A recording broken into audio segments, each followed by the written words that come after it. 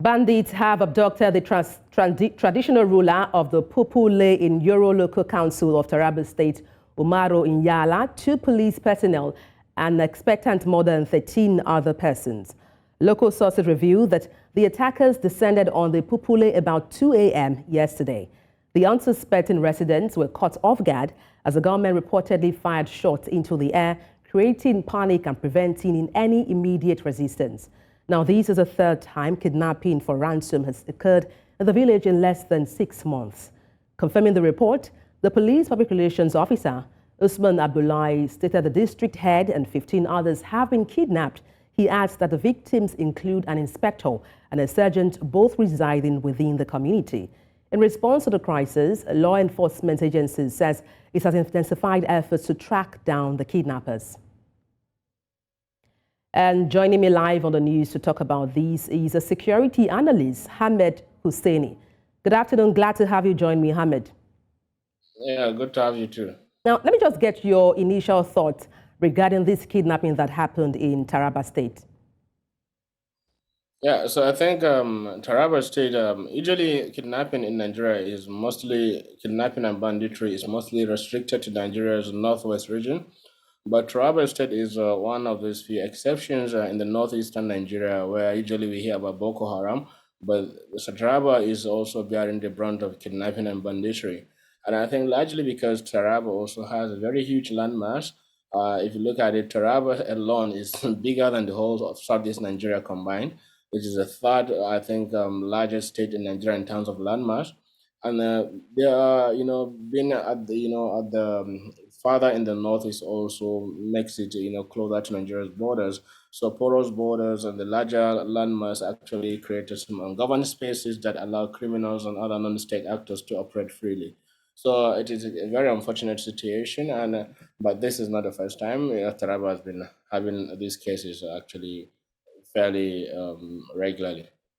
Now, having cited this, what measures would you recommend in tackling these repeated cases of kidnapping in Taraba State? Yeah, I think the measures are actually both security and developmental, as we always keep saying. The existence of large swath of territory actually that is ungoverned. Because if you look at it, I always keep saying that Nigerian security agencies or Nigerian security services are overstretched.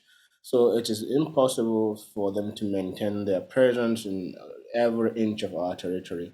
So we need to, they lack this adequate resources and manpower to actually provide this kind of security. Because if you go to all those villages, those rural areas, you find that those bandits, those local warlords are actually government unto themselves.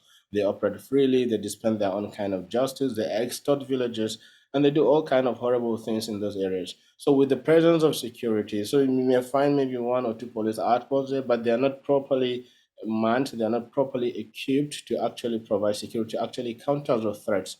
So the first thing for the government to do is actually strengthen security in those rural areas, in those ungoverned spaces, reclaim those spaces, strengthen security there. And we have to do that via, using our security agencies, conventional security agencies. Also, use the local law enforcement. There are some local vigilantes that we can actually co-opt to work with our security agencies because those guys have local knowledge of the environment of their terrain. And then there's supposed to be some form of intelligence sharing between the local vigilantes, the local stakeholders, the security agencies. But we cannot do that without first building trust in government, our security law enforcement and law enforcement agencies. Now, let me just follow up on what you just mentioned about building trust in Nigeria's law enforcement agency. How can that be achieved? So actually, there are two sides of it. Number one, our people need to trust in our security agency in the sense that when they cooperate, because usually those criminals threaten these people from cooperating, those villagers from cooperating with Nigerian law enforcement agencies. So these people, usually when they cooperate with the Nigerian security, they have a price to pay because usually those guys come back to attack them for cooperating with Nigerian security agencies. So definitely now Nigeria must assert, its control over those areas by also ensuring that these people trust in its own ability to protect them. That's number one. And then the second one is the deterrence on the side of the criminals.